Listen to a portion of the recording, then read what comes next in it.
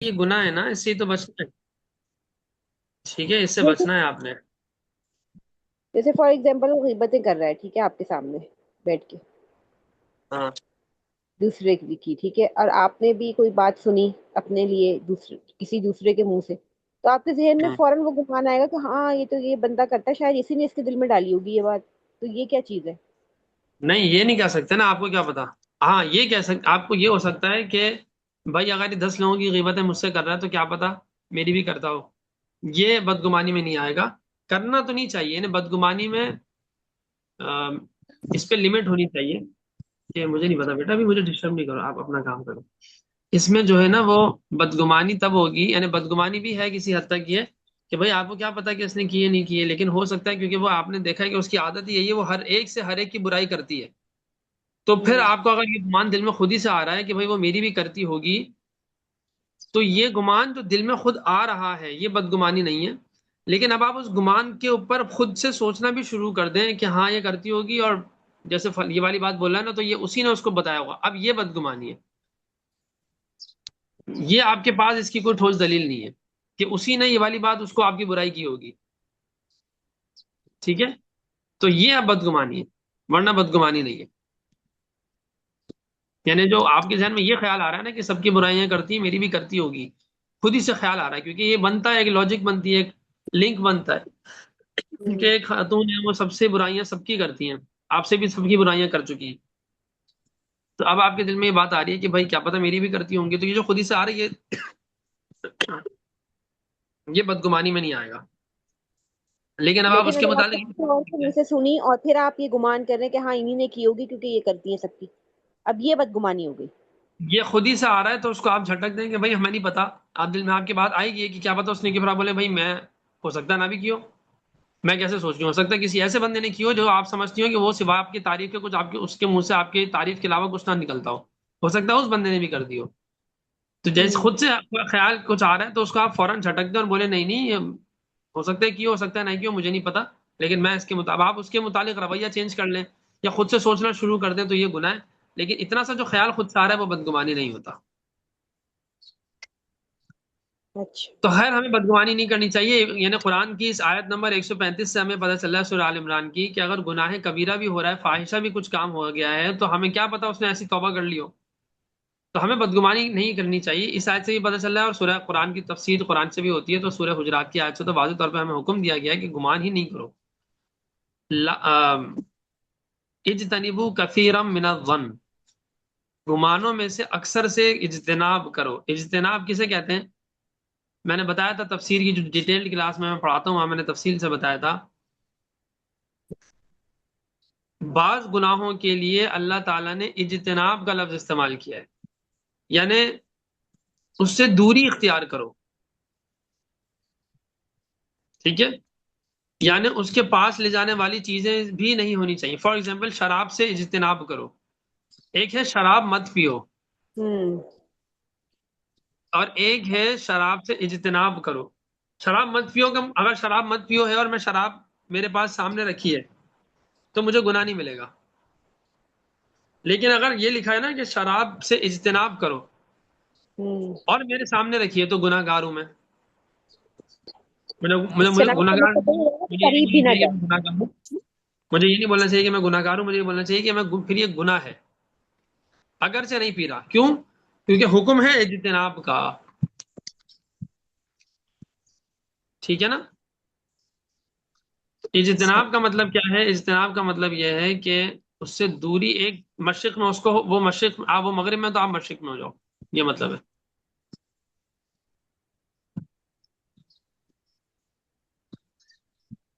تو ہمیں اس لیے اجتنبوا کثیرا من الظن، گمانوں سے اجتناب کرو. اور ہمارا حال کیا ہے وہ آپ کو پتا ہے. تو خیر یہ ہم نے اس سے سیکھا تھا. آگے آج ہم پڑھیں گے آیت نمبر 137 سے. اس میں کیا ہے؟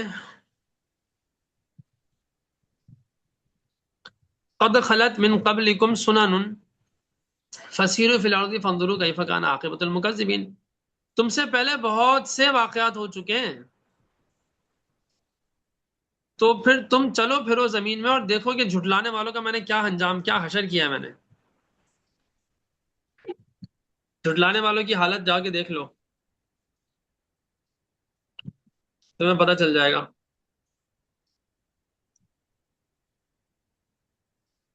صحیح ہے. جی استاد جی. تو کیا مطلب ہے کہ تم سے پہلے بہت سی قومیں گزر چکی ہیں، بڑے بڑے واقعات پیش آ چکے ہیں، جنہوں نے انبیاء کو جھٹلا دیا، ان کی تصدیق نہیں کی بلکہ ان کی تکذیب کی، ان کو حق پر نہیں مانا بلکہ ان کو قتل تک کرنے کے در پہ ہو گئے. ان کی اطاعت تو کرنا دور کی بات ہے، ان کی نافرمانی کی، حرام خوری کی. تو ان کا انجام کیا ہوا یہ جا کے دیکھ لو. یقین نہ ہو تو جا کے خود ان کے آثار دیکھ لو. اگر ہسٹری پہ یقین نہیں ہے تو جا کے ان کے اثرات دیکھ لو، ان کی کھنڈرات دیکھ لو، ان کی بستیوں کا حشر دیکھ لو، تمہیں اندازہ ہو جائے گا. ٹھیک ہے. ان واقعات میں غور کرنے سے پہلے احد کے جو دونوں حریف تھے ان کو سبق لینا چاہیے. یعنی مشرکین جو پیغمبر خدا کی عداوت میں حق کو کچلنے کے لیے نکلے، اپنی تھوڑی سی عارضی کامیابی پر مغرور نہ ہو. اگر احد میں ان کو تھوڑی سی فتح مل گئی تو اس پہ ان کو غرور کرنے کی ضرورت نہیں ہے. ان کا آخری انجام ان کا بھی ہلاکت ہی ہوگا اگر وہ ایمان نہیں لے کر آئے تو. اور مسلمانوں کو کہا جا رہا ہے کہ تم کفار کی سختیوں سے اور وحشیانہ دراز دستیوں سے پریشان نہ ہو. ٹھیک ہے. ایک وقت آئے گا کہ تمہیں ہی غلبہ ملے گا، اور اللہ کی سنت یہی رہی ہے کہ اللہ تعالیٰ اپنے دین پہ چلنے والوں کی وہ فتح یاب فرماتے ہیں. ٹھیک ہے نا. تو یہ بات ہے.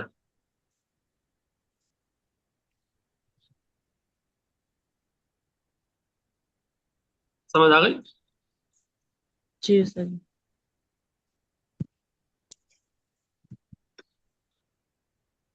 تو یہ غلبہ ہمیں بھی ملے گا، اس کا مطلب ہے دوبارہ آئے گا غلبہ، غالب ہوگا اسلام. بالکل لازمی بات ہے. بالکل غالب ہوگا، غالب ہی غالب ہے. اسلام نے تو غالب ہونا ہی ہونا ہے. کب حدیث آئے میں گا آتا ہے کہ دوبارہ؟ یہ نہیں بتایا، اللہ کے نبی نے بس یہ بتایا کہ ایک وقت ایسا آئے گا کہ ہر کچے پکے گھر میں میرا دین اور اللہ کا دین اسلام غالب اور نافذ ہو کر رہے گا. کوئی گھر ایسا نہیں باقی رہے گا کہ اس میں اللہ تعالیٰ دین نہ پہنچا دے. ہر گھر میں دین اللہ تعالیٰ پہنچائیں گے ہی پہنچائیں گے. ٹھیک ہے.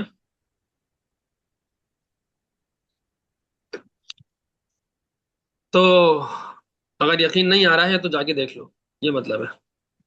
فرعون کو دیکھ لو جا کے، فرعون کی ممی کو، پیرامڈ دیکھ لو جا کے. اور بہت سی قومیں ہلاک ہوئی ہیں، ان کو جا کے دیکھ لو. صرف فرعون تھوڑی ہے، اور بھی بہت سی قومیں ہیں. قوم عاد کو دیکھ لو. ٹھیک ہے نا. ایک ریلیجیس ٹورزم کروانا چاہیے اسرا جی. ہاں کرنا چاہیے، بہت سے لوگ کرتے بھی ہیں. دنیا میں گھومنا چاہیے، اس آیت پر عمل کرنا چاہیے. اس پہ ہم لوگ عمل نہیں کرتے نا. فسیرو فی الارض، اس نیت سے گھومنا، اس نیت سے دنیا میں تو ورلڈ ٹور کریں گے گھومنے پھرنے کے، اس لیے جی جگہ جگہ دیکھیں گے عیاشیاں کرنے. ورلڈ ٹور کرنے کے بڑا پیسے بھی آتا ہے، لیکن قرآن کے اس حکم پر عمل کرنے کے لیے، اللہ تعالیٰ کی عبرت کے نشان دیکھنے کے لیے دنیا کے اندر اللہ نے بہت سو کو عبرت کا نشان بنا دیا. ان کو دیکھنے کے لیے نہیں کرتے.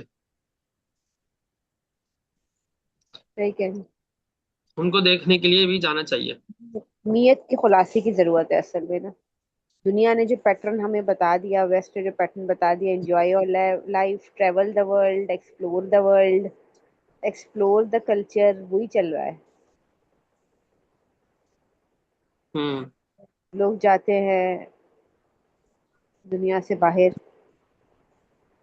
خیر، دنیا تو کو ہمیں جانا چاہیے. اللہ تعالیٰ نے خود قوموں کے بارے میں کہا ہے ہمیں حکم دیا ہے کہ ہم جائیں. ٹھیک ہے. تو جانا چاہیے. صحیح ہے نا. اور استاد جی یہ جو حکم ہے کہ جن جگہوں پہ عذاب آیا تھا تو وہاں سے مطلب وہاں سے گزر جاؤ، نہیں دیکھو، تب استغفار پہلے سے کرتے ہوئے. ہاں، استغفار کرتے ہوئے گزر جاؤ. اچھا جی. ہذا بیان للناس وہدی وموعظۃ للمتقین، یہ لوگوں کے لیے ایک واضح طور پر ایک واضح چیز ہے، بیان ہے لوگوں کے لیے، اور ہدایت ہے اور موعظت ہے، یعنی نصیحت ہے متقین کے لیے. یعنی عام لوگوں کے لیے تو عام لوگوں کے کان کھولنے کے لیے قرآن میں یہ مضامین بیان کیے جا رہے ہیں جن کو سن کر خدا سے ڈرنے والے ہدایت اور نصیحت حاصل کر لیں گے. ولا تہینوا، ہاں جس کے بعد اللہ کا خوف ہی نہ ہو تو اس کو تو کچھ بھی فائدہ نہیں ہوتا. ولا تہنوا ولا تحزنوا وانتم الاعلون ان کنتم مؤمنین، اور تم گھبراؤ مت، سست مت پڑو اور غم نہ کرو، تم ہی غالب رہو گے اگر تم مومن ہو تو. یعنی جنگ احد کے بارے میں نازل ہوئی ہے نا یہ آیت کہ جب مسلمان مجاہدین زخم بہت زیادہ پسپا ہو گئے تھے، زخم تھے، ان کو دل بھی دکھے ہوئے تھے، اور ان کے سامنے بہت سی جو ہے میں نے بتایا تھا مسلح کہتے ہیں کہ جسم کے ٹکڑے ٹکڑے کر دینا، پیٹ چیر دینا، وہ ہندا نے چبایا تھا حضرت حمزہ کا کلیجہ، وہ سب چیزیں اس کو مسلح کہتے ہیں. تو آپ صلی اللہ علیہ وسلم کو بھی بہت دکھ تھا اس کا، اور بظاہر بہت زیادہ ایک بے عزتی لگ رہی تھی، بے عزتی یا ہزیمت لگ رہی تھی کہ یار یہ کیا بات ہے کہ جو ہے وہ اس طریقے سے شکست ہو رہی ہے. تو اس لیے جو ہے وہ اللہ تعالیٰ کی طرف سے ایک بہت بڑی تسلی آ رہی ہے کہ دیکھو میرے بندوں، سست مت پڑو، کم ہمت مت ہو، اور ولا تحزنوا، غم مت کرو، وانتم الاعلون ان کنتم مؤمنین، اگر تم ایمان والے ہو نا تو غالب تم نہیں رہنا. ٹھیک ہے، آج بھی تم ہی معزز اور سربلند ہو کہ حق کی حمایت میں تکلیفیں اٹھا رہے ہو، یہ بھی تو بڑی بات ہے، اور جانے دے رہے ہو، آخری فتح بھی تمہاری ہی ہوگی، تم ہی غالب ہوگے. ٹھیک ہے، اللہ کے راستے سے پیچھے نہیں ہٹنا. تو اس آیت نے ٹوٹے ہوئے دلوں کو پھر زندہ کر دیا، مردہ دلوں کو پھر زندہ کر دیا، ٹوٹے ہوئے دلوں کو پھر جوڑ دیا، پھر ایک نئی ہمت اور نئی روح اور نیا ولولہ، نیا جذبہ بیدار ہو گیا. ٹھیک ہے،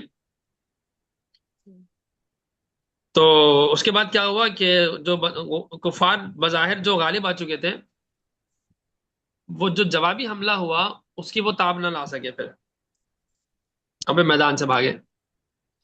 ان یمسسکم قرح فقد مس القوم قرح مثلہ، اگر تم کیا کو یہ آج کچھ کے سوری آج کے کانٹیکس میں اپلائی کرتی ہے یہ کہ ہمت نہ ہارو، غم نہ کرو، تم نے غالب رہو گے اگر تم مومن ہو؟ ہاں بالکل کرتی، کیوں نہیں کرتی، ایران کے لیے بالکل کرتی ہے، کیوں نہیں کرتی. جس کا اگر مطلب ہے تم کو ایران کوئی پہنچے گی تو جی، ایران غالب آ جائے گا، ایران اور افغانستان غالب آ جائیں گے. افغانستان کہاں سے آ جائے گا، وہ تو ہمارے خلاف چڑھ دوڑا ہے. اور اصل بات ہے جو مسلمان ہیں وہ غالب آئیں گے، چاہے وہ ایران میں ہو، افغانستان میں ہو، پاکستان میں ہو، ڈزنٹ میٹر. ٹھیک ہے، مومنین جو کہ دنیا کے مومنی کسی بھی خطے میں ہو. ہاں لیکن متحد ہونا ضروری ہے، اتحاد نہیں ہوگا تو نہیں آئیں گے غالب، مشکل ہے، پھر بہت مشکل ہے. اور اس وقت جو ہے نا صرف اتنی سی، صرف کہنے کو بہت چھوٹی سی بات ہے، ہوں مسلمانوں کو صرف آپس میں جڑنا ہے اور کچھ نہیں کرنا. آج بھی بعض پاگل لوگ یہ باتیں کر رہے ہیں کہ جی ایران جو ہے وہ تو جی صحابہ کا گستاخ ہے، اور وہ تو یہ ہے، اور وہ تو یہ ہے، وہ ہے. تو بات یہ ہے کہ جو اسرائیل نے اس پہ حملہ کیا وہ شیعہ ہونے کی وجہ سے کیا ہے، سنی ہونے کی وجہ سے کیا ہے. بھائی کچھ عقل کے کام لو، کچھ عقل کے ناخن لو اللہ کے بندوں. کس وقت کب کیا بات کرنی ہے، کس وقت بات کو کس طرح لینا ہے، سمجھنا ہے، وہی ہمارے اندر سمجھ ہی ختم ہو گئی ہے. صحیح کہہ رہے ہیں. بھائی اس وقت شیعہ سنی کا وہ تھوڑی ہے مسئلہ، اس وقت تو انہوں مسئلہ نے وہ ایک، ایمان کی طاقت کو دیکھتے ہوئے کیا ہے نا کہ زیادہ تر ایمان کی طاقت کس زمین کے کس خطے میں موجود ہے انسانوں کے اندر. نہیں یہ دیکھتے ہوئے کیا، یہ دیکھتے ہوئے کیا ہو یا یہ دیکھتے ہوئے نہ کیا ہو، اصل بات یہ ہے کہ انہوں نے یہ دیکھا ہے کہ بھائی یہ سب سے ایک بڑی طاقت یہ ہے، ایک دوسرا پاکستان ہے. تو باقی جو عرب کنٹریز ہیں وہ تو ہمارے اشاروں پہ ناچ رہے ہیں کافی. تو تھوڑے جو آنکھیں دکھاتا ہے وہ ایران دکھاتا ہے یا پاکستان دکھاتا ہے. اور اس میں ایران جو ہے وہ کافی مشکل ثابت ہوتا ہے، کڑک ہڈی ثابت ہوتا ہے. دوسری طرف پاکستان جو ہے وہ ان کا بھی باپ ہے، کیونکہ اس کے پاس ایٹامک پاور بھی ہے. تو پہلے تو ایران کو ختم کرو، پھر پاکستان کو ختم کرو. تو اب ایران اگر پسپا ہو جاتا ہے، خدا نہ خواستہ اللہ نہ کرے، تو پھر اگلا نمبر پاکستان کا آ جائے گا. تو جیسے ابھی پاکستان کا موقف یہی ہے کہ ہم تو ایران کو بھی گرنے نہیں دیں گے، ویسے وہ بھی تمہیں اچھے خاصا سبق سکھا دے گا، لیکن اور ہم بھی اس کے ساتھ ہیں، ایران کے ساتھ ہیں. تو لیکن اگر بالفرض ایران، ویسے تو ایران نہیں گرنا، ہم ہی گرنے نہیں دیں گے. اگر بالفرض ایران تھوڑا بہت پیچھے ہوتا بھی ہے تو ہم نہیں پیچھے ہٹنے والے. اس نے کہا نا غالباً جنرل عاصم منیر نے کہا یا جو احمد انہوں نے کہا کہ اگر ہم مرے تو ہم بھی آدھی دنیا کو لے کے مریں گے. بالکل صحیح بات ہے. تو اس وقت جو اس نے حملہ کیا ہے وہ شیعہ کو دیکھ کے، سنی کو دیکھ کے تھوڑی کیا ہے، وہ تو ملک مسلمان کا نمائندہ ہے، یعنی جتنے بھی مسلم کنٹریز اسلام کے نمائندے ہیں. تو اس میں بڑا جو مسئلہ ہے، بڑا جو دو ہیں وہ ایران اور پاکستان ہے. تو اس نے یہ دیکھ کے کیا یار بس اس کو مارو. ہم یہاں مصیبت یہ ہے کہ ہمارے بعض تنگ نظر لوگوں کو یہ مسئلہ ہے کہ وہ ان کو یہ سمجھ نہیں آ رہی کہانی کہ بھائی وہ بولیں گے تو ہم کیوں ایران کا ساتھ ہیں، وہ تو ہمارا دشمن ہے اور اس سے ہمارے یہ اختلاف ہے، ہمارے ساتھ اس نے یہ کیا. بھائی اس نے ہمیں پتہ ہے ہمارے ساتھ کیا کیا، اس نے جو کیا وہ غلط کیا. ہماری اور ان کی جو بھی آپس کے پھڈے ہیں، کچھ ہماری غلطیاں پاکستان کی، کچھ ایران کی، ٹھیک ہے، اور ہمارے نزدیک ایران کی بہت زیادہ غلطیاں ہیں، ٹھیک ہے، وہ بھی ہے. اختلاف کے طور پہ دیکھا جائے تو وہ واقعی بہت زیادہ ہمارا سنگین قسم کا اختلاف ہے ان سے، وہ بھی ٹھیک ہے. لیکن وہ ہمارا اپنا آپس کا مسئلہ ہے نا بھائی. تم کہاں سے آ رہے ہو؟ دوسروں کو فائدہ نہیں اٹھانے تو آپس کی جنگ، آپس کی خانہ جنگیوں سے. یہ لوگ ہوں، آپ ڈیوائڈ اینڈ رول سے ہی کھیلتے ہیں. آپ پوری تاریخ اٹھا کے دیکھ لیں، ڈیوائڈ اینڈ رول کے علاوہ ان کے پاس کوئی دوسرا چارہ نہیں ہے. تو کہنے کو ایک چھوٹا سا کام ہمیں کرنا ہے، وہ ہے ایک اتحاد قائم کر لیں. 57 اسلامی ممالک اگر متحد ہو جائے نا تو پوری سارا کفر بھی مل کر ہمیں کچھ نہیں کر سکتا. وہ میلی آنکھ سے دیکھ ہی نہیں سکتا، عمل کرنا تو دور کی بات ہے، ٹیڑھی آنکھ سے دیکھ نہیں پائے گا. مسئلہ یہ ہے کہ وہ ہمیں ڈیوائڈ کرتا ہے اور پھر رول کرتا ہے. بس یہ اتنی سی بات ہے. کہنے کو تو بہت چھوٹی بات ہے لیکن پتہ نہیں کیوں مشکل ہوتی جا رہی ہے. بہت بڑی یہ اسٹریٹجی ہے، بہت. ہمارے ہی اندر جو ہے وہ کھوکھلی چیزیں باقاعدہ پلانٹ کی جاتی ہیں تو ہوتا ہے. خیر، تو این یمسسکم قرح فقد مس القوم قرح مثلہ. اگر تم کو اگر ڈیوائڈ اینڈ رول والی اسٹریٹجی اپلائی کریں، جیسے فار ایگزامپل یہ اسٹریٹجی ہمارے فیملیز اور اس پہ بھی اپلائی ہوتی ہے منتشر کرنے کے لیے، تو اس سے کیسے سیو کیا جائے اپنے آپ کو اور دوسرے لوگوں کو؟ بدگمانی سے بچیں، اچھا. بدگمانی سے بچیں، بدگمانی سے بچائیں اور چھوٹے موٹی چیزوں کو زیادہ بڑا ہنگامہ مت بنائیں، اعلیٰ ظرفی سے چلا کریں. تو گھر کے اندر بھی جو مسائل ہوتے ہیں نا ڈیوائڈ اینڈ رول والے، تو وہ بھی ختم ہو جائیں گے. میاں بیوی میں جو ہے وہ جدائیاں کروا دیتے ہیں بعض شیطان قسم کے انسان، ہوں، یا انسانی ہوں، شکل میں شیطان خناس. قرآن نے تو خناس کہا ہے نا، تو میں بھی خناس ہی کہوں گا نا پھر. ہوں. ٹھیک ہے، خناس لوگوں سے ہمیں بچنا چاہیے، اور خیال ہمیں خود دیکھنا چاہیے نا کون خناس ہے کون کیا ہے، پہلے سے ہمیں ہوشیار رہنا چاہیے. اچھا، بعض لوگ یہ سمجھتے ہیں کہ سگے بہن بھائی یا ماں باپ کے اندر یہ جو ہے نا وہ صفت نہیں ہوگی. بھائی ہو جاتا ہے بعض اوقات، بعض اوقات اچھے جذبے سے ہی برا ہو جاتا ہے، بعض اوقات برے جذبے سے برا ہو جاتا ہے، بعض اوقات برے جذبے سے کبھی اچھا بھی ہو جاتا ہے لیکن یہ بہت کم ہوتا ہے. لیکن جو خناس قسم کے لوگ ہیں ان کے لیے اگر دل میں کوئی بدگمانی یا غلط خیال آ جائے تو کیا اس کا گناہ ملے گا؟ بدگمانی کا تو وہی ہے کہ اگر آپ کے پاس کوئی ثبوت ہے ٹھوس اور کوئی بات ہے تو اس کی وجہ سے کوئی بات ہو رہی ہے، دل میں آ رہی ہے، تو وہ تو مسئلہ نہیں ہے. لیکن آپ ان کو خواہ جو ہے وہ بغیر کسی وجہ کے آپ اگر شروع کر دیں تو پھر وہ غلط ہے. ٹھیک ہے، وہی جو میں نے بتا دیا بدگمانی کے لیے تو وہی اصول ہے. خناس قسم کے لوگوں کا یہ ہے کہ ان سے بچ کے رہنا ہے، اور آپ کو پتا ہے وہ خناس ہے تو خناس ہے، بس ٹھیک ہے، چھوڑ دیں. ٹھیک ہے. یمسسکم قرح فقد مس القوم قرح مثلہ. اگر تمہیں تکلیف پہنچی ہے تو اس سے پہلے بھی بہت سی قوموں کو تکلیف پہنچی ہے. ٹھیک ہے. وتلک الایام نداولها بین الناس. یہ تو دن ہیں جو اللہ تعالیٰ الٹتے پلٹتے رہتے ہیں، بدلتے رہتے ہیں لوگوں کے درمیان. ان مسلمانوں کو جنگ میں جو شدید نقصان اٹھانا پڑا تھا اس سے دل ٹوٹے ہوئے تھے، اور تانے وغیرہ سن کے جو مشرکین اور منافقین اور دشمنوں اور اہل کتاب وغیرہ جتنے بھی جو بھی لوگ تھے، خاص طور پر جو منافقین دشمن تھے، ان سے تانے سن کے اور تکلیف ہوتی تھی. کیونکہ منافقین کہتے تھے کہ محمد اگر سچے پیغمبر ہوتے تو ان کو شکست تھوڑی ہوتی، کیونکہ سچے پیغمبر جو ہوتا ہے، سچا پیغمبر، اس کے ساتھ تو اللہ کی مدد ہوتی ہے، اور جس کے ساتھ اللہ کی مدد ہوتی ہے اس کو شکست نہیں ہوتی. تو اس طرح کے ہوں. تانے سن کے بڑی تکلیف ہوتی تھی. تو تھوڑی دیر کے لیے بھی جو ہے وہ سکین آ، کہتے تھے یہ. ہاں، منافقین اور مشرکین جو بھی دشمن تھے وہ سب اس طرح کی باتیں کرتے تھے نا. تو ان آیت میں تسلی دی جا رہی ہے کہ کوئی بات نہیں ہے، اگر تکلیف ہو رہی ہے تو یہ تو ہوتی ہے بھائی. پوری اٹھا کے دیکھ لو، آدم علیہ السلام سے لے کر آج تک دیکھ لو، کیا انبیاء کو آزمائشیں نہیں آئیں کیا؟ تو آزمائشیں آتی ہیں. تو یہ کوئی اتنی پریشانی والی بات نہیں ہے. تلک الایام نداولها بین الناس، اللہ تعالیٰ دنوں کو الٹتے پلٹتے رہتے ہیں. ٹھیک ہے. تو بس احد میں تمہارے 75 آدمی شہید اور بہت سے زخمی ہوئے، تو ایک سال پہلے بدر میں بھی تو تم نے 70 ان کے جہنم رسید کیے تھے، 70 بڑے سردار. تو یہ بھی تو دیکھو، کبھی کچھ کبھی کچھ. جب تمہارے اوپر مصیبت آتی ہے تمہارے اپنے کرتوتوں کی وجہ سے آتی ہے، یہ بھی قرآن میں اللہ نے بتایا ہے نا. جو کچھ تمہارے پر بھلائی آتی ہے وہ اللہ کی طرف سے، اور جو مصیبت آتی ہے تمہارے اپنے کرتوتوں کی وجہ سے، قرآن میں اللہ نے بتایا ہے. ٹھیک ہے نا. تو بدر میں تمہارا ایک بھی آدمی قید نہیں ہو سکا تھا، اور ان کے 70 بڑے سردار قید کر دیے گئے تھے. تو کتنی بڑی بات تھی. تو اس وقت جیسے تم خوش ہوئے تھے تو تکلیف میں وہ تھے. تو آج تم اپنی غلطی کی وجہ سے تھوڑی سی تکلیف میں آئے تو ٹینشن مت لو، آئندہ اس طرح کی غلطیاں مت کرنا، تو انشاءاللہ فتح تمہاری ہوگی. اور باقی اگر وانتم الاعلون ان کنتم مؤمنین، تم ہی غالب رہو گے اگر تم مومن ہو تو. اللہ پر ایمان پختہ رکھو، یقین رکھو، اور پسپا مت ہو. ٹھیک ہے. اللہ اکبر. وَلِيَعْلَمَ اللَّهُ الَّذِينَ آمَنُوا وَيَتَّخِذَ مِنكُمْ شُهَدَاءَ، اور اس لیے بھی کہ اللہ تعالیٰ جان لے کہ کون ایمان لانے والا ہے. ٹھیک ہے. یعنی سچے ایمان والوں کو، جو منافق ہوں گے وہ ایسے مواقع پر الگ ہو جاتے ہیں نا کہ بھائی یہ تو ہم تو بہت بری طرح پٹ گئے، احد میں بھاگو. تو منافقین اللہ تعالیٰ چھانتا رہتا ہے، چھانتا رہتا ہے. تو اللہ تعالیٰ صفائی کرتے ہیں ذرا پتہ چل جائے کون پکا ہے کون سچا ہے. ٹھیک ہے. وَيَتَّخِذَ مِنكُمْ شُهَدَاءَ، اور بعض کو تم میں سے جو اور کرے تم میں سے شہید. ٹھیک ہے. یعنی بعض کو تم میں سے شہادت دے دے. واللہ لا يحب الظالمین، اللہ تعالیٰ ظلم کرنے والوں کو پسند نہیں کرتا، ان سے محبت نہیں کرتا. ظالمین سے مراد مشرکین ہیں جو احد میں مقابل تھے. تو اس کا مطلب یہ ہوگا کہ ان کی عارضی کامیابی کا سبب یہ نہیں کہ اللہ تعالیٰ ان سے محبت کرتا ہے، بلکہ مطلب یہ ہے کہ اللہ تعالیٰ تو ظالموں سے محبت نہیں کرتا، ان کو وقتی طور پہ ڈھیل مل گئی ہے تھوڑی سی بس.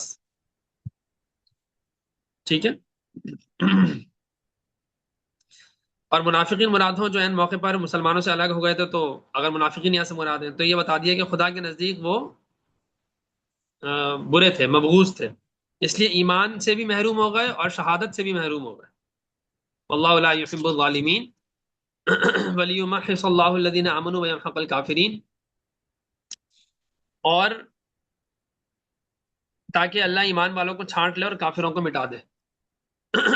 ٹھیک ہے. اچھا مجھے 2 منٹ دیں ذرا.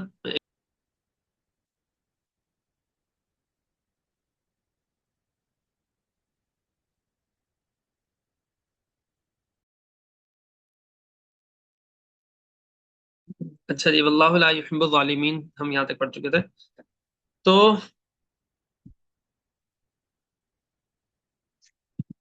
ولیمحص اللہ الذین آمنوا ویمحق الکافرین، اللہ تعالیٰ کیا کرے گا؟ ایمان والوں کو پاک کر دے گا، چھانٹ لے گا، اور کافروں کو کیا کرے گا؟ مٹا دے گا. ٹھیک ہے. یعنی فتح اور شکست تو بدلتی رہتی ہے. ٹھیک ہے. مسلمانوں کو شہادت کا مقام بھی تو عطا کرنا تھا نا. اگر مسلمان ہمیشہ جو ہے وہ ہر مسلمان ہمیشہ غازی بنتا رہے گا تو شہید کا مرتبہ کیسے ملے گا؟ تو اس لیے اللہ کی کچھ حکمتیں بھی ہوتی ہیں، اللہ تعالیٰ جو ہے وہ اس طرح بھی چلاتے ہیں معاملات کو. تو مومن اور منافق کا پرکھنا، مسلمانوں کو سدھانا یا ذنوب سے گناہوں سے پاک کرنا، یہ بھی کیا تھا، یا آہستہ آہستہ کافروں کو مٹا دینا، یہ سب ایک سسٹم کے تحت چلتا رہے گا. ٹھیک ہے.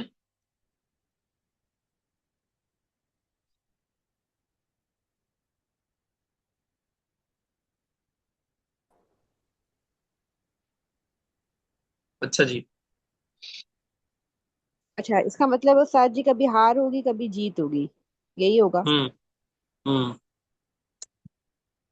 ام حسبتم ان تدخلوا الجنت ولما يعلم الله الذين جاهدوا منكم ويعلم الصابرين، کیا تم کو ایسا لگتا ہے کہ تم جنت میں ایسی مزوں میں فری فنڈ میں داخل ہو جاؤ گے، جبکہ ابھی تک اللہ نے یہ بات، یعنی اس کو یوں ترجمہ کریں گے شاید کہ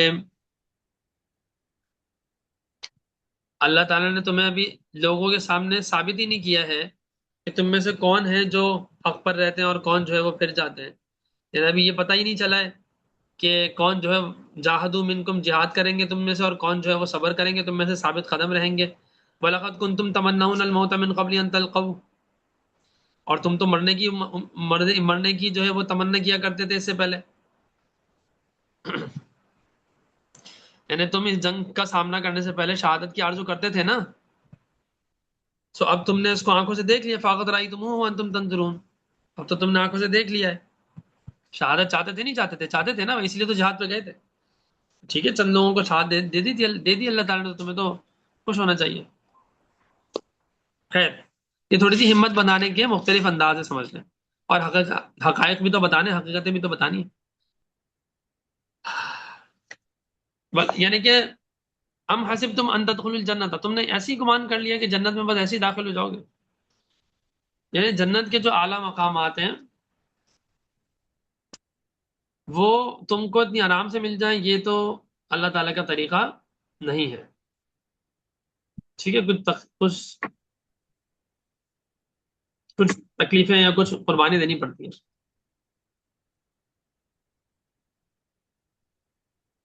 ٹھیک ہے.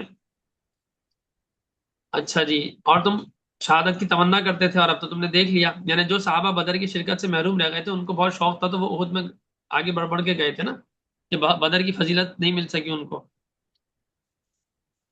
تو تمنا کرتے تھے کہ اللہ تعالیٰ پھر ایسی کوئی موقع، کوئی جنگ ہو تو ہم وہاں لڑیں اور شہید ہو جائیں. تو اس کو تھوڑا سا اس کی طرف یاد دہانی کرائی جا رہی کہ تم تو یہ دعائیں کرتے تھے. ٹھیک ہے. اور انہی حضرات نے احد میں یہ مشورہ دیا تھا کہ مدینے سے باہر نکل کر لڑنا چاہیے، جبکہ آپ صلی اللہ علیہ وسلم کا مشورہ کیا تھا کہ مدینے میں رہ کر لڑنا چاہیے. اسٹریٹجی کے لیے وہ زیادہ بہتر ہوتا شاید، اسباب کے لحاظ سے. یعنی جس چیز کی تم پہلے تمنا کیا کرتے تھے، تو اب اس سے تمہاری ہمتیں پست کیوں ہو رہی ہیں؟ تمہیں تو اور خوش ہو کر جوش اور جذبے سے اور آگے بڑھنا چاہیے. اب پیچھے ہٹنا کیسا؟ حدیث میں آتا ہے کہ دشمن سے مقابلے کی تمنا مت کیا کرو، جنگ کی تمنا مت کرو، لیکن اگر جنگ ہو جائے، مقابلہ ہو جائے، تو پھر ڈٹ کے کھڑے ہو جاؤ، پھر پیچھے نہیں ہٹنا. ٹھیک ہے. تو اب اس کے بعد جو ہے وہ وما محمد الا رسول، محمد تو ایک رسول ہے. یعنی اس کا اصل ترجمہ یہ ہے کہ محمد سوائے رسول کے اور کچھ نہیں ہے. یعنی محمد صلی اللہ علیہ وسلم رسول کے علاوہ اور ہیں ہی کیا، وہ تو اللہ کے بھیجے ہوئے ایک رسول ہیں. قد خلت من قبلہ الرسل، اور اس سے پہلے بھی تو ہم نے بہت سے رسول بھیجے ہیں. افئن ماتا، اگر وہ مر گئے، ان کو موت آ گئی، یا او قتلا، یا وہ قتل کر دیے گئے، یعنی شہید کر دیے گئے، انقلبتم علی اعقابکم، اپنے پیروں پہ پھر جاؤ گے، الٹے پھر جاؤ گے. ومن ينقلب على عقبيه فلن يضر الله شيئا، اگر کوئی پھر بھی جاتا ہے تو اللہ کو کوئی تکلیف نہیں پہنچا سکتا، اللہ کا کچھ نہیں بگاڑ سکتا. وسيجزي الله الشاکرین، اللہ تعالیٰ شکر گزار لوگوں کو جزا دے گا. احد میں جب آپ صلی اللہ علیہ وسلم نے بنفس نفیس جنگ کا نقشہ قائم کیا تھا، تو تمام صفیں وہ سیٹ کر لی تھی، سب چیزیں. جب تمام صفوف، تمام صفیں سیٹ کر لی تھی، تو ایک پہاڑ کا درہ باقی رہ گیا تھا، جہاں سے اندیشہ تھا کہ دشمن لشکر اسلام کے پیچھے کی طرف سے حملہ آور ہو جائے. اس پر آپ نے 50 تیر اندازوں کو مقرر کیا تھا، جن کے سردار تھے حضرت عبداللہ بن جبیر رضی اللہ تعالیٰ عنہ. ان کو مقرر کر کے فرمایا تھا کہ چاہے کچھ ہو جائے یہاں سے مت ہٹنا، بس یہاں سے نہیں ہٹنا، مسلمان غالب ہو جائیں یا مغلوب ہو جائیں، یہاں سے نہیں ہٹنا. حتیٰ کہ تم دیکھو کہ پرندے ان کا گوشت نوچ کر کھا رہے ہیں، تب بھی اپنی جگہ مت چھوڑنا. یعنی کہ ان کو مار مار کے ہم نے مار دیا، ان کے پرندے ان کا گوشت کھا رہے ہیں، پھر بھی ہٹنا مت یہاں سے. ٹھیک ہے، ہم برابر اس وقت تک غالب رہیں گے جب تک تم یہاں پہ کھڑے رہو گے. فوج کو پوری ہدایت دینے کے بعد جنگ شروع کی گئی تھی، اور فل جنگ اپنے زوروں پر تھی، اور اسلام کے جو سپاہی تھے وہ سربلند ہو رہے تھے، غلبہ پا رہے تھے، اور فتیاب ہو رہے تھے، یا جیت رہے تھے، غازی بن کر لوٹتے. ابو دجانہ علی المرتضی اور دوسرے مجاہدین رضی اللہ عنہ کی بہادری اور بے جگری کے سامنے مشرکین قریش کی ہمت ٹوٹ گئی تھی. تو ان کو بھاگنے کے علاوہ اب کچھ چارہ نہیں سمجھ آیا. تو اللہ تعالیٰ نے اپنا وعدہ پورا کر دکھایا. ان کو شکست ہوئی، بدحواس ہو کر بھاگ گئے. ان کی عورتیں غیرت دلانے کو آئی تھیں، پینچے چڑھا چڑھا کر ادھر ادھر بھاگ رہی تھی. ہم اپنے پیچے چڑھا کر ادھر ادھر بھاگ رہی تھی، یعنی اپنی جان بچا کے بھاگ رہی تھی. جو غیرت دلانے کے لیے آئی تھی وہ خود ہی بھاگ رہی تھی. جب یہ سارا دیکھا منظر ان 50 تیر اندازوں نے، تو ان کو لگا کہ چلو اب تو جیت گئے ہم، تو ختم ہو گئی جنگ، اب تو کامل فتح ہو چکی ہے اور اب تو ہم جیت چکے ہیں، تو بس اب ہم کیا، اب چلیں یہاں بیکار میں ٹھہر کے کیا فائدہ. چل کر دشمن کا پیچھا کرتے ہیں اور تھوڑے اور دشمن ہاتھ آ جائیں تو اور اچھا ہے، اور کچھ مال غنیمت بھی اٹھا لیں گے. عبداللہ بن جبیر رضی اللہ عنہ نے ان کو آپ صلی اللہ علیہ وسلم کا ارشاد یاد دلایا کہ بھائی اللہ کے نبی نے فرمایا تھا کہ یہاں سے مت ہلنا، یہاں سے مت جانا. تو اس پر انہوں نے بعض صحابہ نے کہا کہ بھائی صحیح ہے، اس لیے ہم ٹکے رہے، ہم یہاں سے نہیں ہلے، لیکن اب تو جنگ ختم ہو گئی نا، اب یہاں ٹکنا تو فضول ہے، اب کیا فائدہ یہاں رکنے کا. ٹھیک ہے، اس لیے اب یہاں رکنے کی ضرورت نہیں ہے. جب یہ خیال ان کے ذہن میں آیا تو پھر وہ مال غنیمت اٹھانے میں لگ گئے.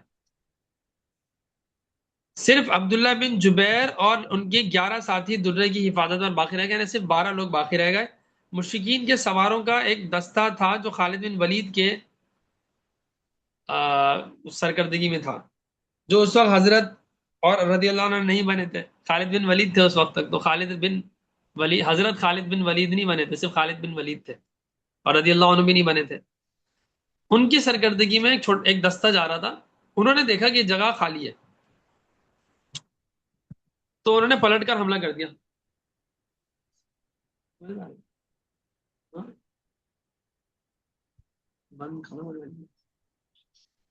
تو اب 12 تیر انداز تھے، تو اس طرف 250 لوگ تھے. تو 250 کے حملے کو یہ 12 لوگوں کا روکنا بہت مشکل تھا، تقریباً ناممکن تھا. اور یہی ہو گیا، پھر ختم، مطلب شہید کر دیے گئے.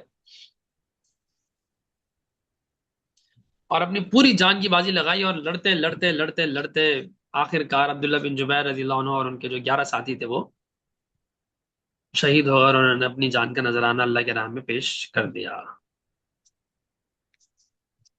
یہاں مسلمان مال غنیمت وغیرہ لے رہے تھے اور ان کو اس کی وہ نہیں تھی. کہاں جا رہے ہو؟ آؤ جلدی آؤ. تو ان کے اوپر وہ یہاں سے ان کو مارا، اور پیچھے سے پھر وہ حملہ آور ہو گئے مسلمانوں پر. تو جب یہاں اب یہ مسلمان جا رہے ہیں، پیچھے سے یہ آیا دستہ، اور اس طرف سے آگے وہ لوگ تھے، یعنی مسلمان ان کے پیچھے جا رہے تھے. جب ادھر سے حملہ ہوا، مسلمان یوں پلٹے، تو دوسری طرف سے جو وہ آگے جو بھاگ رہے تھے وہ بھی پلٹ گئے. اب مسلمان بیچ میں آ گئے اور دونوں طرف سے ان کے اوپر اٹیک ہو گیا. بہت گھمسان کی جنگ چڑھ گئی، اور بہت مسلمان شہید ہوئے، بہت زخمی ہوئے.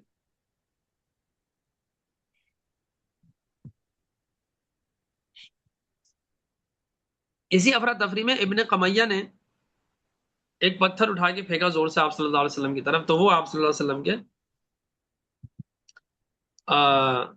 لگا، جس سے ان کے دانت شہید ہو گئے.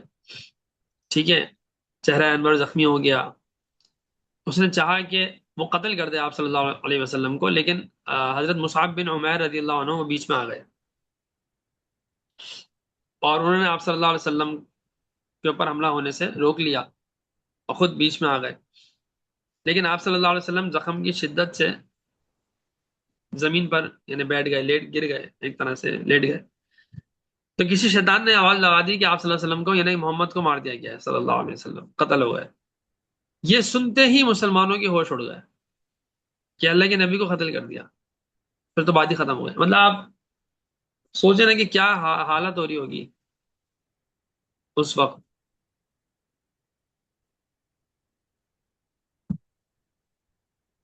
جنگ چل رہی ہے، لڑائی ہو رہی ہے، اور ایک آواز آئے کہ محمد قد قتلا، ان محمدن قد قتلا. اللہ اکبر. تو جان نکل گئی، صحابہ کی نکلنی تھی، اور کیا ہونا تھا.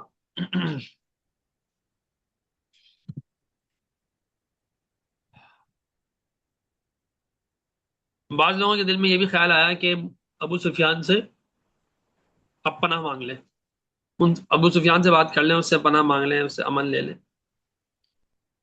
تو صلح کر لیں۔ بعض منافقین نے کہا کہ جب اب محمد ہی قتل ہو گئے تو پھر ہم اپنے پرانے دین پر ہی چلتے ہیں، اب کیا فائدہ، اب کیا ضرورت ہے۔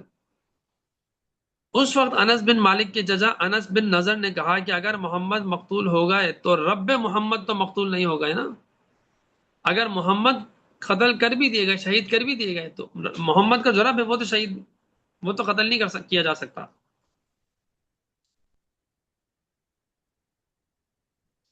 اگر حضور صلی اللہ علیہ وسلم کا انتقال ہو بھی گیا ہے تو جس مشن کو اور جس چیز کو لے کر وہ آگے بڑھ رہے تھے، اگر تمہیں اس کو پیچھے چھوڑنا ہے تو پھر کیا فائدہ، اسی پر اپنی جان دو، یہ بات ہے، اسی مشن پر اپنی جان دو، تو ورنہ تمہارا زندہ رہنا کسی کام کا ہی نہیں ہے۔ یہ کہہ کر آگے بڑھے، حملہ کیا اور پھر شہید ہو گئے، ٹھیک ہے، انس بن نظر۔ اسی اسنا میں حضور صلی اللہ علیہ وسلم نے آواز دی، الیہ عباد اللہ انا رسول اللہ، اللہ کے بندو ادھر آؤ، ادھر آؤ، میں خدا کا پیغمبر ہوں۔ کعب بن مالک آپ کو پہچان کر چلا، یا معاشر المسلمین، اے مسلمانوں کے مسلمان لوگوں، اے مسلمانوں کے گروہ، بشارت حاصل کرو، یعنی خوشخبری ہے، محمد زندہ ہے، یہاں موجود ہے اللہ کے رسول۔ بس اس آواز کا سننا تھا کہ سارے مسلمان اس طرف سے مٹنے لگے، اور پھر سے ان کی ہمت جمع ہو گئی، اور 30 صحابہ نے آپ کے قریب ہو کر پھر سے لڑائی مدافع شروع کی، اور مشرکین کی فوج کو فل نئے جذبے کے ساتھ لڑے اور مشرکین کی فوج کو منتشر کر دیا۔ اس موقع پر حضرت سعد، طلحہ، ابو طلحہ، قتادہ بن نعمان رضی اللہ عنہ وغیرہ نے بڑی جاں بازیاں دکھلائیں اور بہت ہمت سے جو ہے وہ لڑائی کی، اور آخرکار مشرکین میدان چھوڑ کر بھاگنے پر مجبور ہو گئے۔ تو اس پر یہ آیت نازل ہوئی تھی کہ وما محمد الا رسول قد خلت من قبلہ الرسل، کہ محمد اللہ کے رسول ہی تو ہیں، اس سے پہلے بھی تو اللہ نے رسول بھیجے ہیں۔ افہم مات او قتل انقلبتم علی اعقابکم، کہ اگر یہ شہید مر گئے، خود ہی مر گئے، ایک طبعی موت مر گئے، انتقال تو ہونا ہے، او قتلا، یا وہ شہید کر دیے گئے، تو کیا انقلبتم علی اعقابکم، تم اپنے منہ پھیر کے بھاگ جاؤ گے؟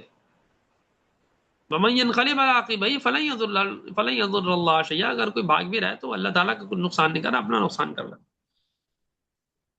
ٹھیک ہے۔ تو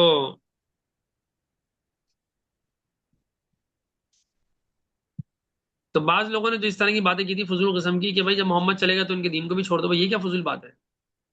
تو خیر اگر کوئی ایسا کرے گا تو اپنا نقصان کرے گا، ٹھیک ہے۔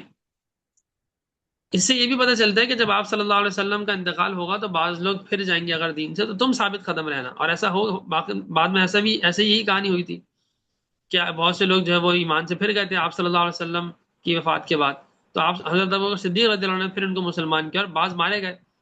قد خلت من قبل الرسل میں خیر چلیں وہ آگے تھوڑی تفصیل عربی کے حوالے سے، تو میں اس پہ زیادہ تفصیل نہیں لے کر آتا، ٹھیک ہے، خیر۔ تو اس سے یہ پتہ چل گیا کہ آپ صلی اللہ علیہ وسلم بھی شہید ہو سکتے ہیں اور ان کی موت آ سکتی ہے، بلکہ ان میں سے کچھ ایک کام اگر ہو بھی جائے تو تمہیں اپنے دین کے لیے کیا کرنا ہے، ثابت قدم رہنا ہے۔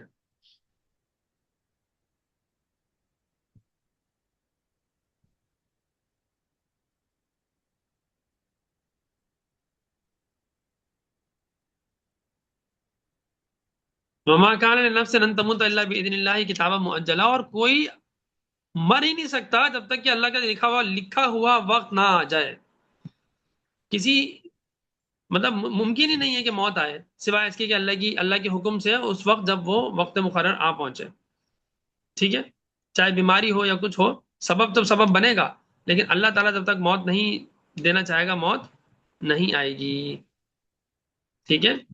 ومن یرید ثواب الدنیا نؤتیہ منہا ومن یرید ثواب الآخرۃ نؤتیہ منہا وسنجزی الشاکرین، اور جو کوئی چاہے گا دنیا کا بدلہ تو ہم اس کو دنیا کا بدلہ دے دیں گے، اور جو کوئی آخرت کا بدلہ چاہے گا تو ہم اس کو آخرت کا بدلہ دے دیں گے، اور ہم شکر گزار لوگوں کو ایسے ہی جزا دیتے ہیں، ٹھیک ہے۔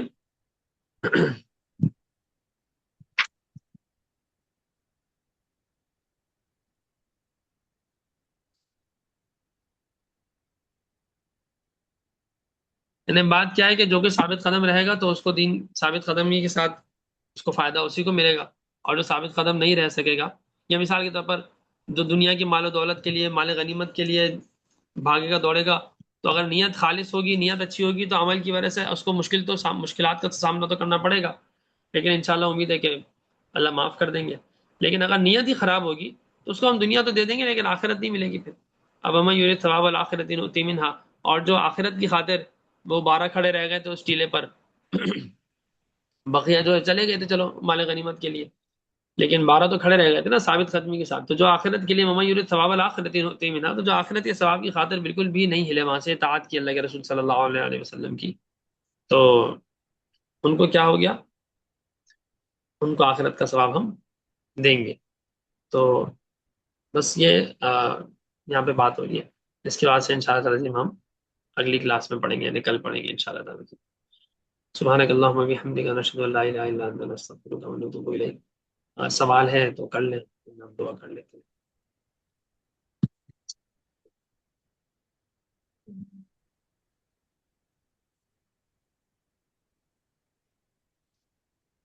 اس پہ اگر ہاں جی جی جی بولیں. میں پوچھ رہی تھی کہ اگر جیسے جو آیات آپ پڑھاتے ہیں، اگر اس طریقے سے آپ نا ہمیں کچھ سوالات دے دیں اس پہ غور و فکر اور تدبر کرنے کے لیے، جیسے ہم جو آپ تفسیر بتاتے ہیں وہ ہم سمجھ لیتے ہیں ساری، لیکن ابھی شاید ذہن میں اتنا علم نہیں آیا ہے کہ وہ سوالات آ سکے نا. مطلب ویسے تو جنرل کوسچنز جو آ رہے ہوتے ہیں وہ تو پوچھ لیتے ہیں، لیکن جو ان ڈیپتھ غور و فکر اور تدبر کرنا آیات کے اوپر، اس حوالے سے اگر آپ کچھ سوالات ہمیں دے دیں تو پھر ہم اس کو تھوڑا سا ریسرچ اسٹڈی کر کے اور اس کو پڑھ کے اور پھر ہم اس کی ان آیات پہ غور و فکر کریں اور کس طریقے سے ہماری یہ پریزنٹ ٹائمز کے ساتھ ریلیونٹ ہیں اور کیسے ہم اپنی زندگیوں میں اس کو امپلیمنٹ کر سکتے ہیں. تو ہر اسپیکٹس کے ساتھ ہم اس کو سوچیں، سائیکولوجیکل، سوشل، فلسافیکل، اور ہر طریقے سے ہم اس پہ تدبر کریں. تو اس طرح کے اگر کچھ کوسچنز ہمیں مل جائیں، کیا کہتے ہیں؟ وہ بھائی تو جو حفصہ سب اس میں پڑھتے ہیں نا، تفسیر کی جو دوسری والی ہماری کلاس ہے تھرسڈے والی، اس میں ہم پڑھتے ہیں نا اس طریقے سے. یہ تو دورہ قرآن ہے، سے تو ہم نے میڈیم اسپیڈ میں پڑھنا ہے نا، تو اس میں تو پھر بہت ٹائم لگ جائے گا اس طریقے سے پڑھنے میں. اچھا. اصل میں باقی بات یہ ہے اسٹڈی کہ وہ ایسے پڑھنے کی بات نہیں کر رہی، وہ یہ کہہ رہی ہیں کہ صرف سوالات دے دیے جائیں تو مجھے مسئلہ نہیں، میں دے دوں گا، سوالات دے سکتا ہوں. مگر میرا مسئلہ، سوال میرا یہ ہے کہ بھائی جو ہماری ڈیپ لرننگ والی تفسیر کی کلاس ہے اس میں تک جو ہے وہ اس طرح کا ابھی تک کوئی وہ نہیں ہو سکا ہے بہت زیادہ. میں خود بھی نہیں بہت زیادہ سوالات دے سکا، اور وہاں سے بھی بہت زیادہ رسپانس بہت زیادہ نہیں آتا. تو ہم پہلے اس پہ شروع کر لیتے ہیں، پھر دیکھ لیں گے، وہی سوالات یہاں بھی بھیج دیا کریں گے. تو یہ چیزیں کر لیتے ہیں، لیکن اس کا یہ صرف گروپ کی حد تک رہے گا. اس کی کلاس میں اس کے اوپر ڈسکشن کریں گے تو وہ بہت دیر ہو جائے گی. آلریڈی ہم نے اس کو پہلے ہمارا فاسٹ پیس تھا پھر، لیکن اکثر طالبات کا یہ رہا کہ ہمیں فاسٹ پیس پہ نہیں چلنا، ہمیں میڈیم پیس پہ چلنا ہے، تو اس میں ٹائم لگ رہا ہے. تو اب ہمارا تو آج جو ہے وہ 19 رمضان ہے، تو آج جو ہے وہ ہمارا یہ تھا کہ 19 سے 20 رمضان المبارک کو ہم قرآن مکمل کر لیں گے. یہی ہے کہ اچھا خاصا ہو چکا ہوگا، 20 سپارے ہو چکے ہوں گے، کم از کم 25 سپارے، جو بھی جتنے بھی ہو جائیں گے اچھا خاصا ہو جائیں گے. نصف قرآن سے تو زیادہ ہی ہو جائے گا نا. تو اس کے بعد پھر ہم کیا کریں گے کہ وہ پھر ہم دیکھیں گے کہ مشورہ کریں گے کہ رمضان میں کلاس رکھنی ہے یا نہیں کرنی، اور اگر رکھنی ہے تو رکھ لیں گے، نہیں رکھنی ہوگی تو عید کے بعد اس کو کنٹینیو کر کے قرآن کریم مکمل کر لیں گے. لیکن جب میں پڑھانے لگا تو پھر جب ہم نے مشورہ کیا تو اس میں پھر یہ بات سامنے آئی کہ نہیں بھائی، میڈیم بھی اکثر ووٹ ہی میڈیم کے تھے. میرے خیال ہے فاسٹ کا ایک بھی ووٹ نہیں تھا، واللہ عالم ایک آدھ شاید ہوگا، لیکن اکثر کے میڈیم کے ہی ووٹ تھے. میں نے کہا پھر اچھا ہے تو اچھی بات ہے، ٹھیک ہے، تھوڑا لانگ چلے گا، رمضان میں گیپ اگر دینا ہوگا عرشے کا تو دے دیں گے، عید کی چھٹی تو ہوگی، تو اس کے بعد پھر ہم کنٹینیو کر لیں گے. ٹھیک ہے، تو کرتے رہیں گے، اس کو چلاتے رہیں گے. اصل تو قرآن سمجھنا ہے نا، ایسا تو نہیں کرنا کہ بالکل بھاگم صحیح دوڑی بات. کرنی ہے، نہیں نہیں ایسا نہیں، تو نہیں بھاگم کرنا کہ والی طرح بھی سمجھنا دنیا نہیں کو ہے، سمجھنا ہے، اس کے اندر غور و فکر کسی تدبر کو کرنا ہے. ہمیں کسی کو یہ نہیں دکھانا ہے کہ جی ہم نے رمضان میں پورا قرآن کا دورہ کیا ہے، ہمیں دنیا کو نہیں جی بتانا. یہ بتانا تو جی ریاکاری ہے، مطلب اس طرح کی اس نیت سے عمل کرنا ریاکاری ہے. تو ہمیں تو یہ نہیں کرنا نا، ہمیں تو سمجھنا ہے. تو چلیں، اگر بہت ڈیپر نہیں جا سکتے تو کسی حد تک میڈیم لیول پر ہی چلیں. تو بھلے ہمارا وہ 6 مہینے میں ختم ہو یا 4 مہینے میں ختم ہو تو ٹھیک ہے، چلتے رہیں گے. تو اس لیے ہم نے پھر اس کو میڈیم پہ رکھا ہے. باقی اور زیادہ گہرائی میں اور جو تدبر کا آپ کہہ رہی ہیں تو وہ ہماری جو تھرسڈے والی کلاس ہوتی ہے ڈیپ لرننگ والی، تو اس میں کریں، اس میں تو بالکل جتنا کریں، میں تو اس میں کبھی نہیں روکتا. ٹھیک ہے، تو وہاں کر لیں. باقی سوالات وہ یہاں بھی شیئر کر سکیں گے گروپ میں، لیکن باقی ڈسکس کرنا ہوگا تو اس کے لیے وہ والا گروپ ہے. یعنی والی کلاس ہوگی تھرسڈے والی. ٹھیک ٹھیک.